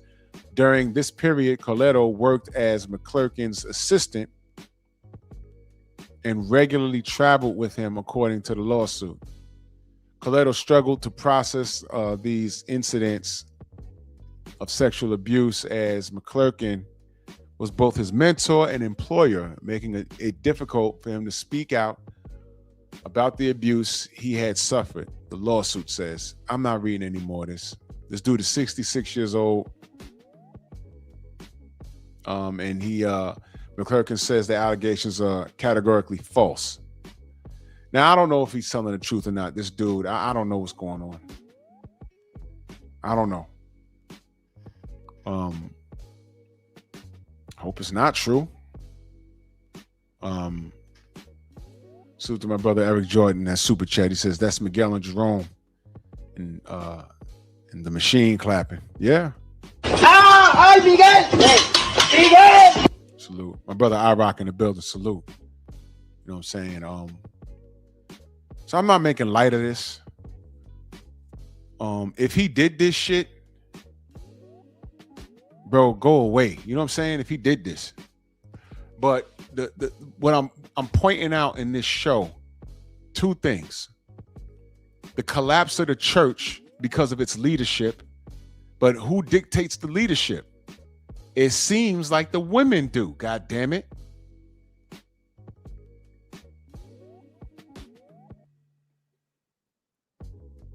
And y'all are not, I mean, when I'm saying y'all, I'm talking about the women. Look, man, it's bad enough y'all are not suited to lead, but because look at who the fuck you're following. You want a good man, but you put this a dude like this in charge of a whole congregation? Are we for real? Are we for real?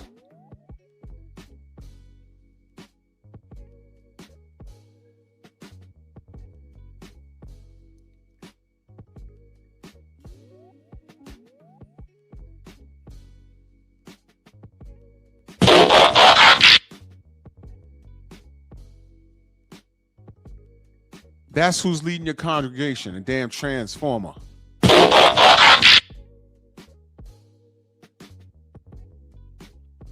This is ridiculous.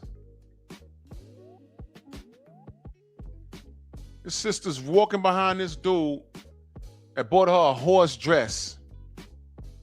You got a doctor dressed like a smut, and I'm looking at these women following behind dudes like this.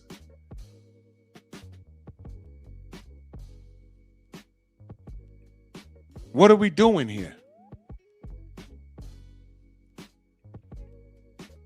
Here's the answer. Nothing. Nothing. We're not doing anything.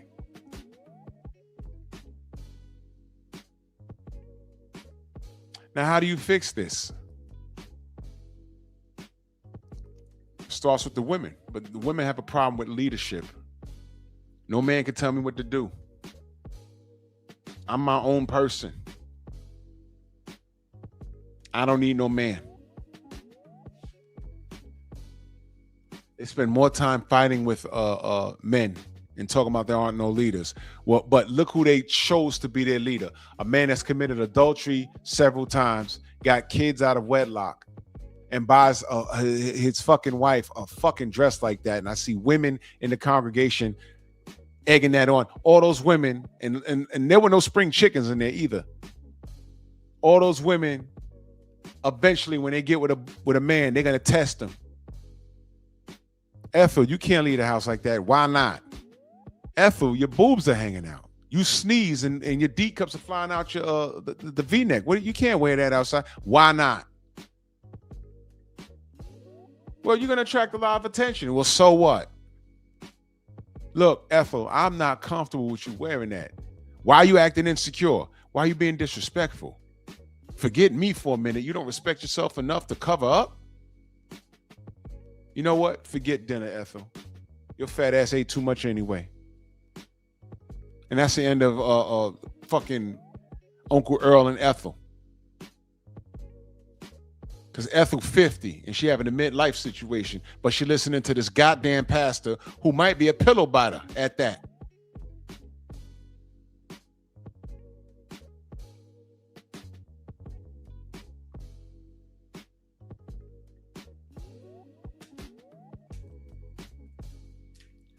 Yes, indeed. I agree with that. You know what the difficulty is, though?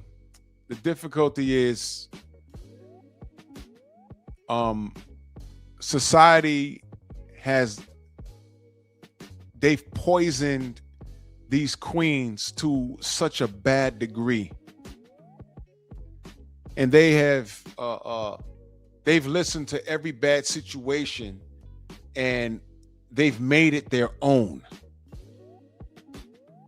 I've seen women grow up in 2-parent households and not a care in the world, but they trauma bond for no reason with the women that has real problems.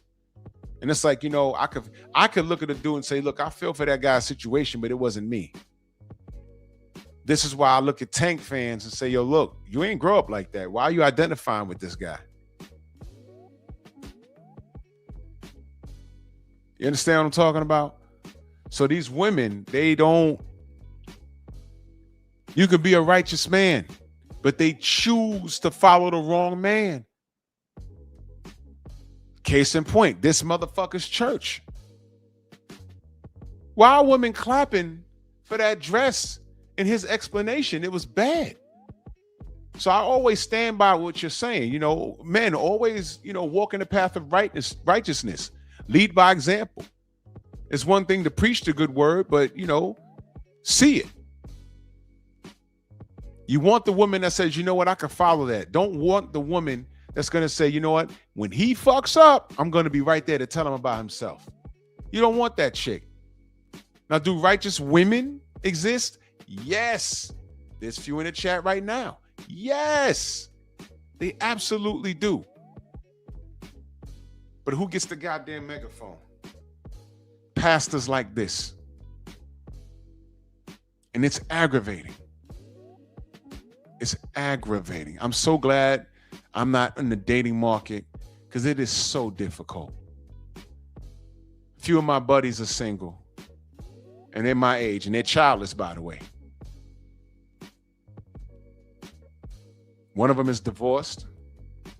The other one, he was too picky when he was young. And now when he's older, it's like, you know what? Dating right now is fucking impossible.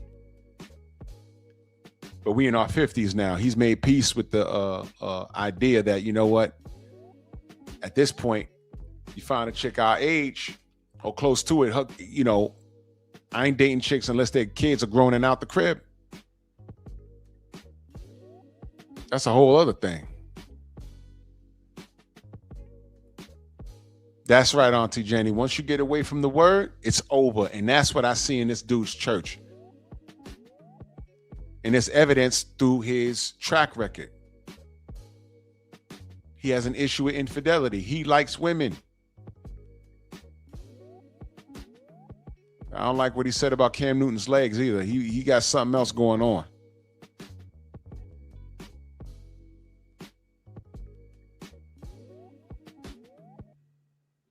So you got these queens choosing. And that's when I saw that church, I said, look at this. All these older women choosing to follow this guy.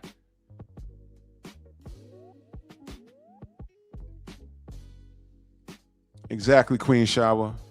It belongs to the wicked. But that's why it's absolutely imperative that we stand on our principles, man.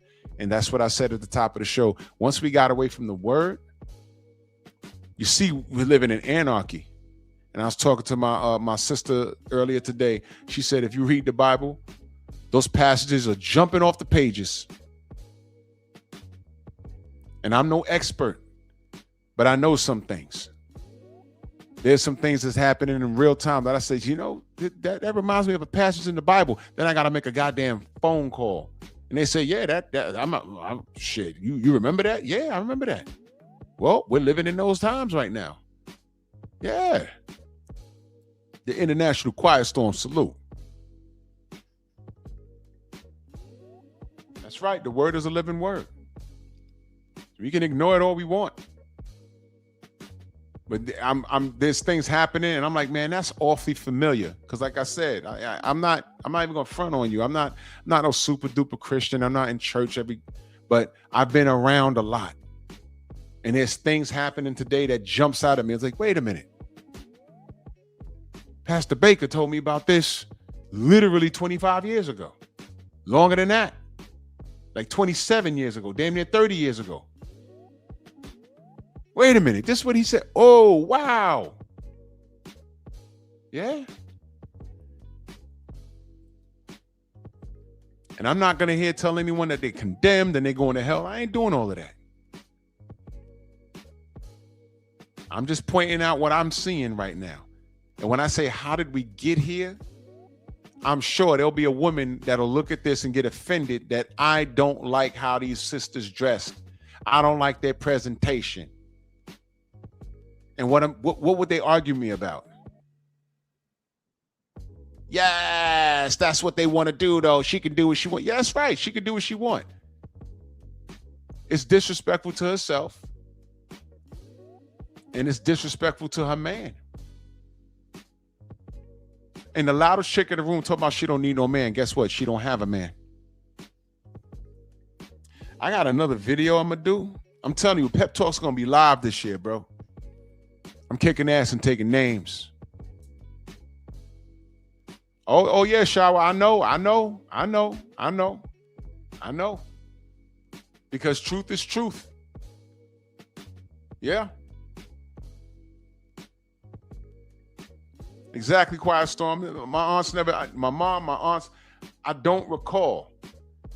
And my cousins, my female cousins and my nieces, they don't dress like this. Is foreign to us. But it's normalized in the world. And it's like, what the fuck? What is this?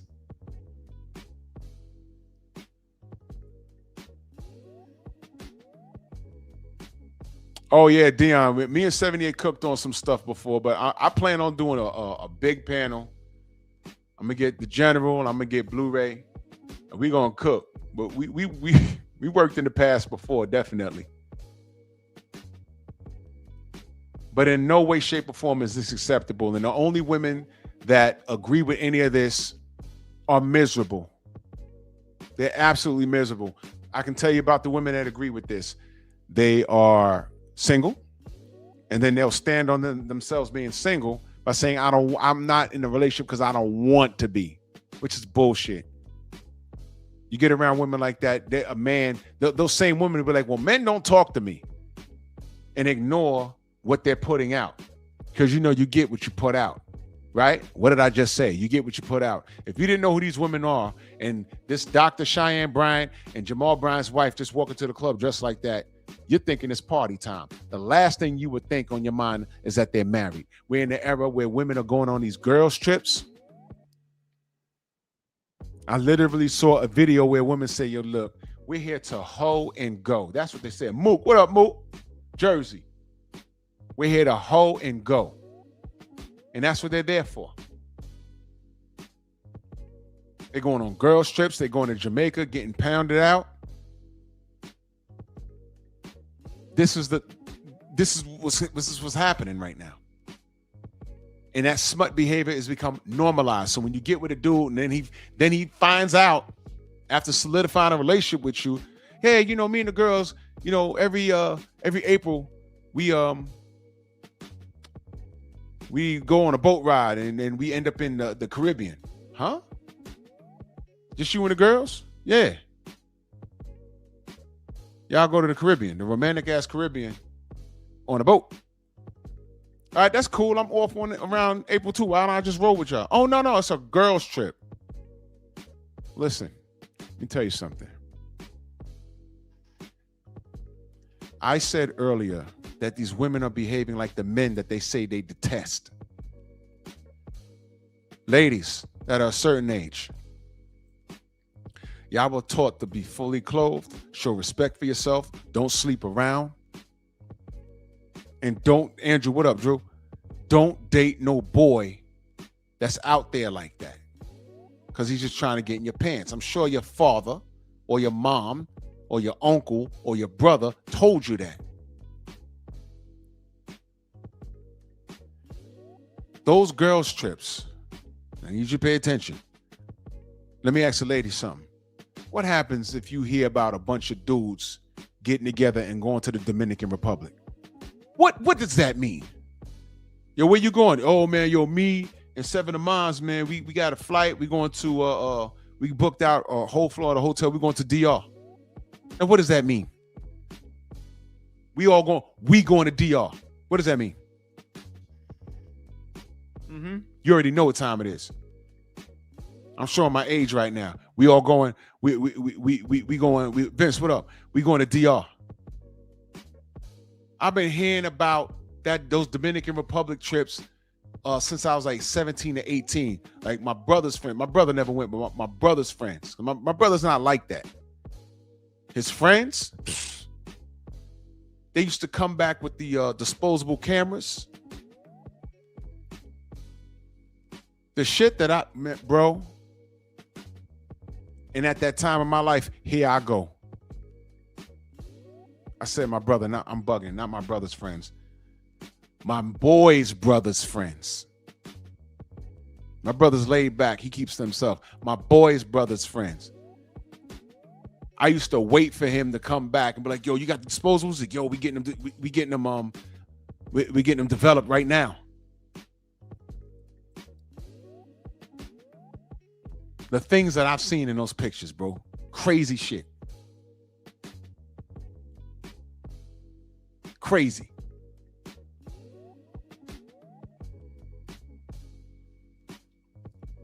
So now, I used to hear women talking about, oh my God, they going to those Dominican, they going to DR. Oh my God, they fucking all those dirty girls. Oh my God, they're going to come back with AIDS. Oh my God, oh my God, oh my God. Years later, y'all got these girls' trips. You want to know how I know about the girls' trips? Because when I was working and ended up in Miami, in Virginia, Philadelphia, some of those cities,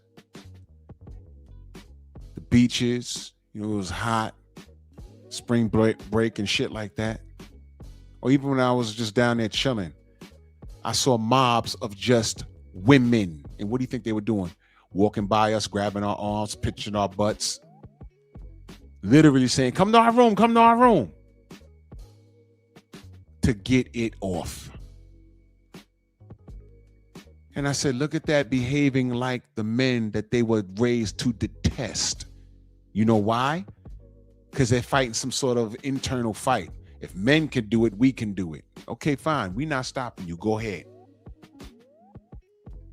But when nothing works out like how you want it to, That's when you go running off the stage on Maury Povich.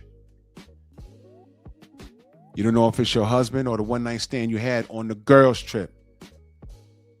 Women telling on other women, yo, I was on Jamaica and I was getting the body scrubbed and I looked to my left and this chick was getting pounded on that raft.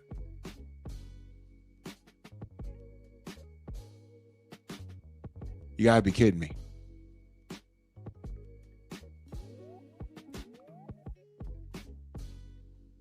You gotta be kidding me.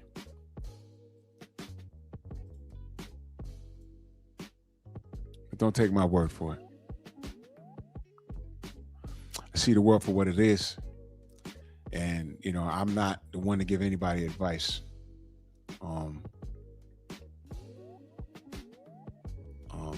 You know, fellas, don't be like these dudes here. If you go to church, you know, pay attention to who is reading from that Bible. Black Martial Arts Society, salute. Pay attention who's reading you that word. I appreciate that, Quiet Storm. Thank you. Y'all go follow me on Patreon.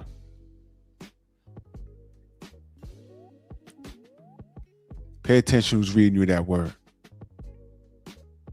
How could I believe what you say when I see what you do? Pay attention to your surroundings, to the people around you.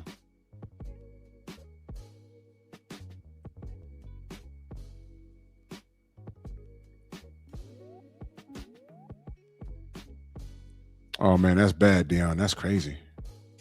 Some people are just caught in that matrix. It's all bad. I'm not saying church is bad. There's a lot of great churches out there, but you monitor what's going on here. And now we're in a place where we got to monitor our doctors, you know.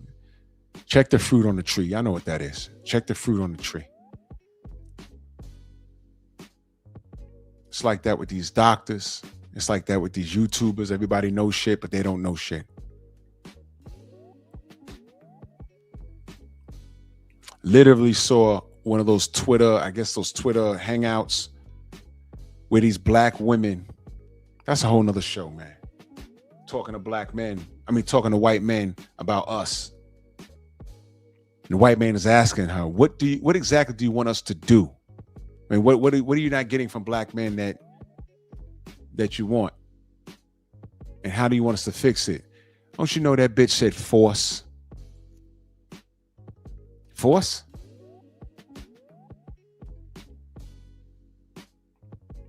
And this is why black men are scared to, not even scared. They don't even want to bother dealing with those black women.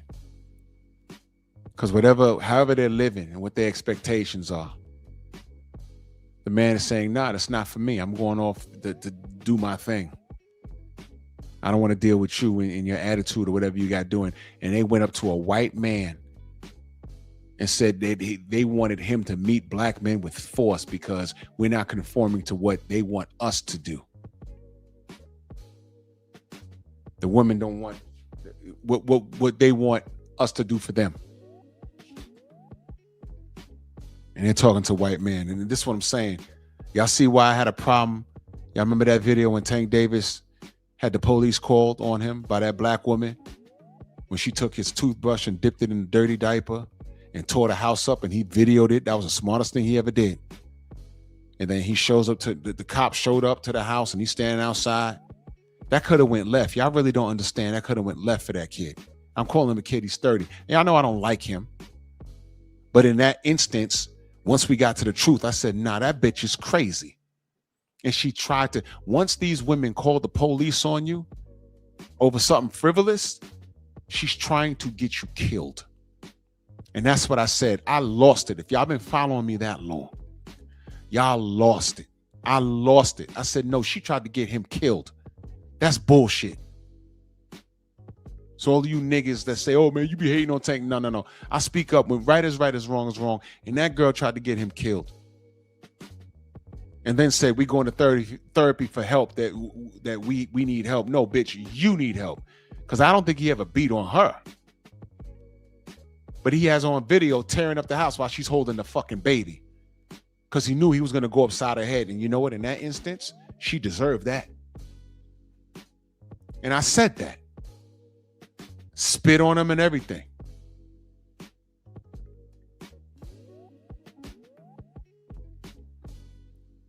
Yeah, Jose. 2 of the whitest cops showed up. Now, those guys, they showing up to a black athlete's house. And that kid got more money than what they're going to make in the next 7 years on a job that's unforgiving. So, of course, they want to blow his brains out. And she calling them folk on him. That was bullshit. And I spoke on it. I think I did 2 lives on that. She tried to get him killed. And I did not like that. That was ridiculous. And if you follow me, you know what? I spoke up on that. Filthy bitch.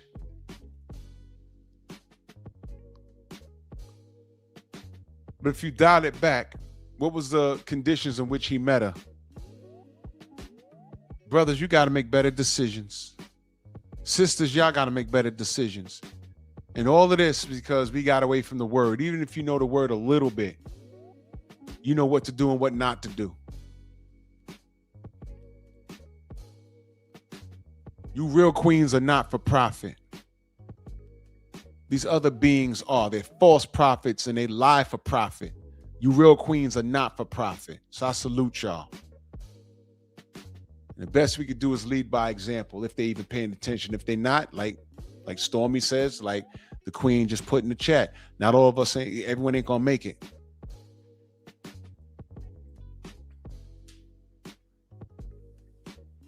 I'm at peace. I'm living for other people too.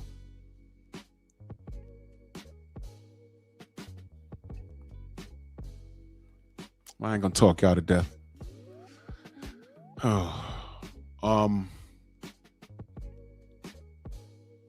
I'll be live tomorrow